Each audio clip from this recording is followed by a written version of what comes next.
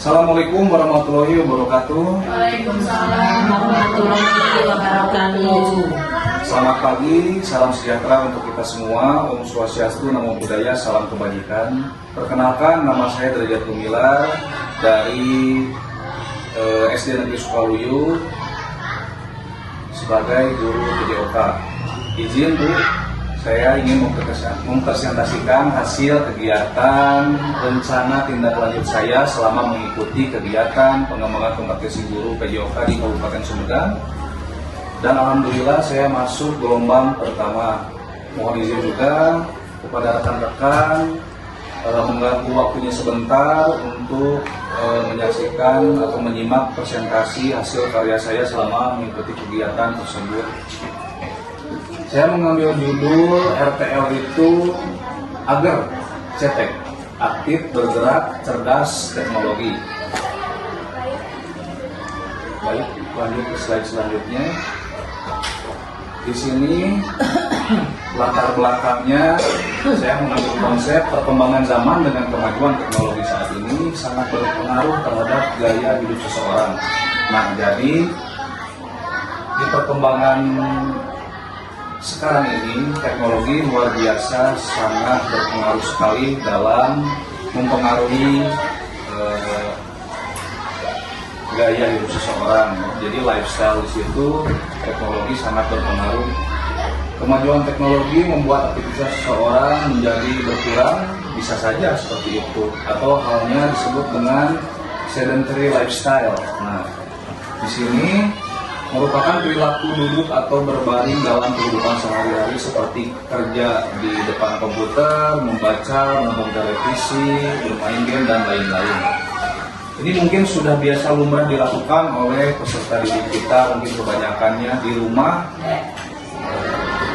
bukan hanya untuk kegiatan di luar, tapi pasti di zaman sekarang ini, contoh main bareng game, ya kebanyakannya tidak ada aktivitas di luarnya, tidak dominan gitu Bu. Kalau dulu kan zaman kita mungkin, atau saya juga sempat mengalami begitu meriahnya gaya kehidupan dulu, ya contohnya banyak sekali di lingkungan kita, contohnya ada olahraga tradisional ya, jadi anak-anak itu di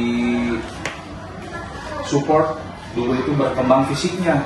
Nah kalau sekarang kebalikannya, jadi mereka hanya bisa bermain HP, gadget, dan lain-lain.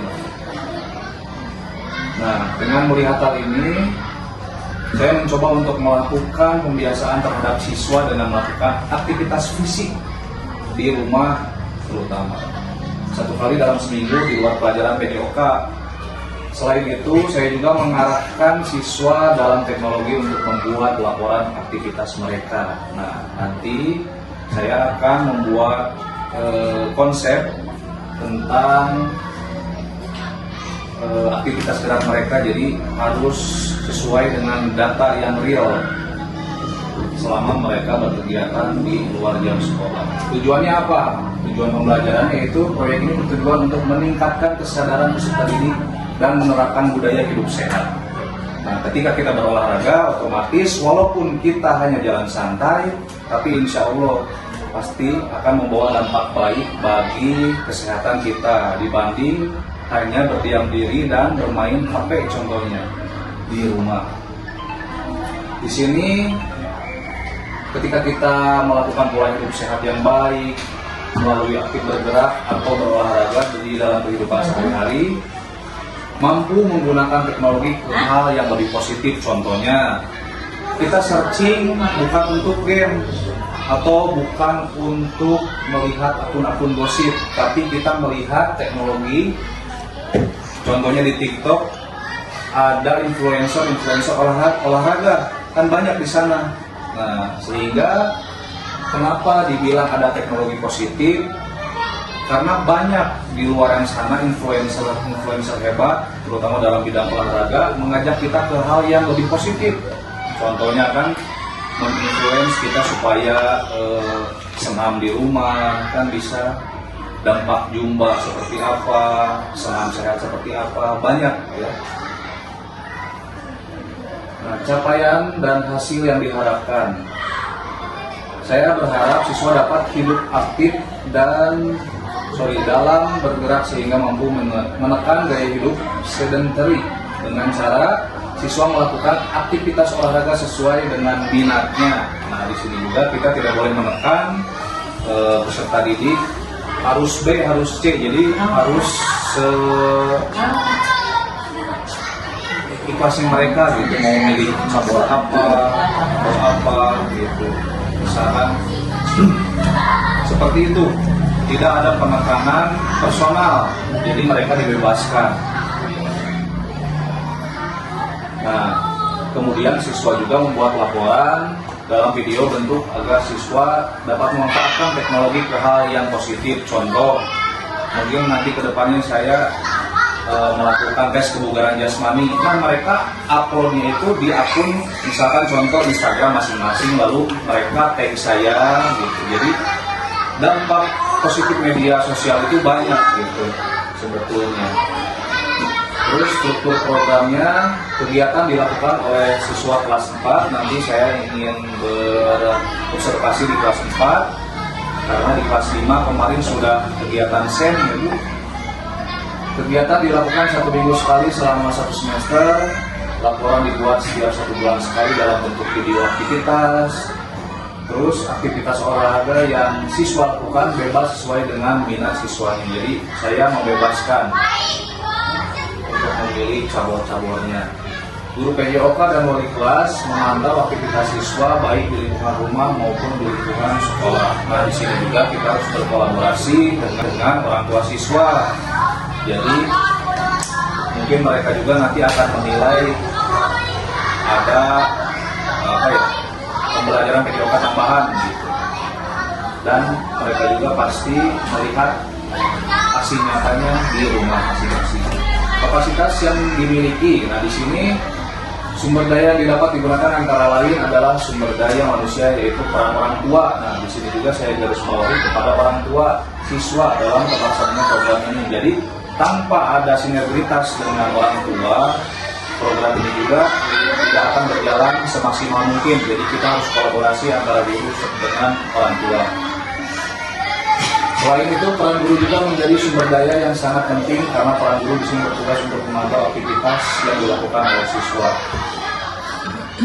Selanjutnya, rencana evaluasi. Nah, di sini dilakukan dengan cara mengumpulkan terlebih dahulu informasi-informasi terkait kekurangan dari program ini. Saya juga pasti ada refleksi, evaluasi, dan sebagainya.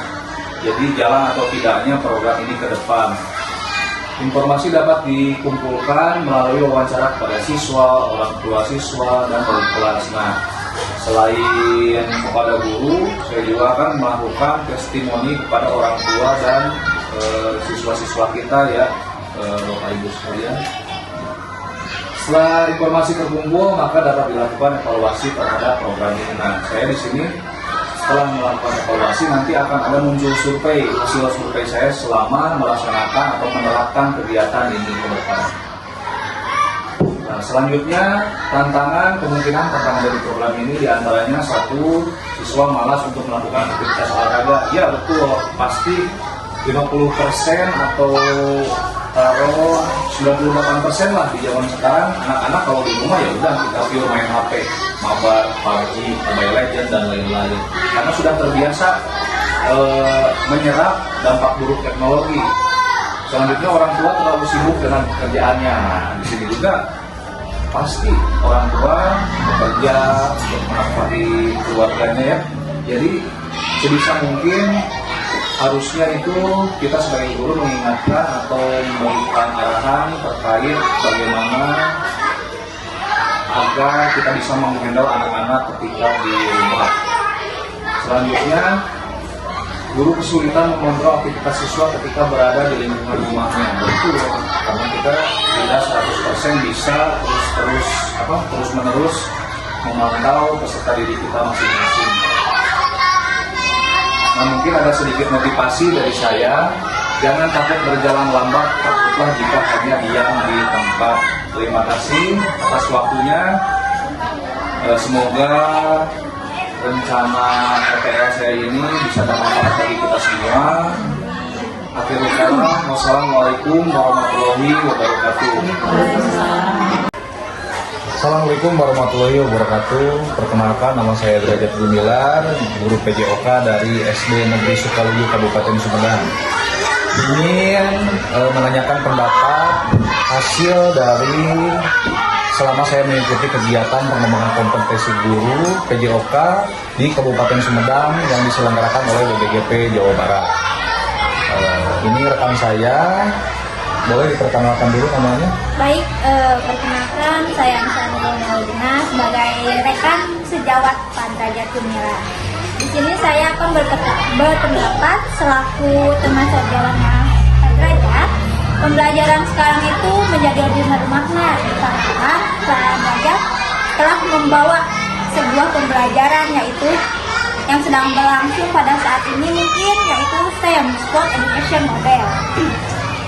Mungkin untuk pembelajaran ini bisa menyenangkan bagi saya dan anak-anak, nampaknya juga menjadi menambah motivasi juga bagi saya mereka sejawatnya Pak Derajat.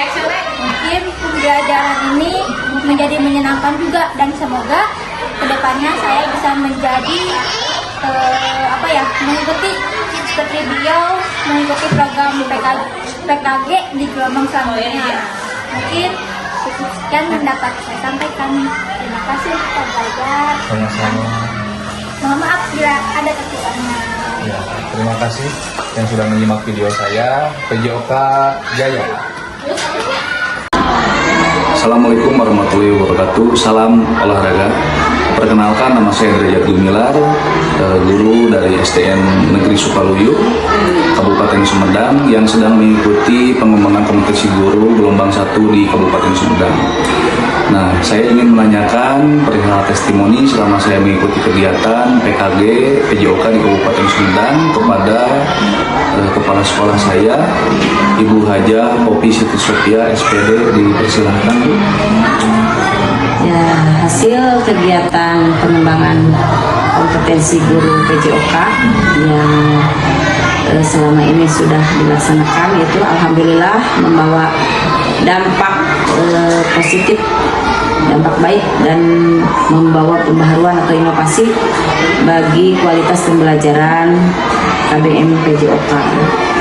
Nah, dalam hal ini terlihat guru sudah menerapkan model pembelajaran STEM atau Sport Education Model. Ya, yang mana dalam model pembelajaran STEM ini memiliki tujuan ini mengembangkan keterampilan siswa, menanamkan nilai-nilai karakter seperti sportif, kompetitif, disiplin, dan percaya diri bagi peserta didik. Dalam hal ini peserta didik diberi tugas masing-masing ya. Jadi diberi peran, ada yang berperan sebagai kepala sekolah, ketua, ya sekretaris itu. Jadi anak langsung ikut terlibat dalam model pembelajaran STEM ini. Nah, sehingga membantu siswa berperan serta dan layak sesuai dengan tahap perkembangannya. Jadi alhamdulillah PKG guru PJOK di SD Negeri Sukaluyu itu Pak Derajat Gumilar dapat membawa dampak yang baik bagi SD Negeri Sukaluyu. Baik, terima kasih yang sudah menyimak video saya. Kita salam PJOK dulu. PJOK Jaya.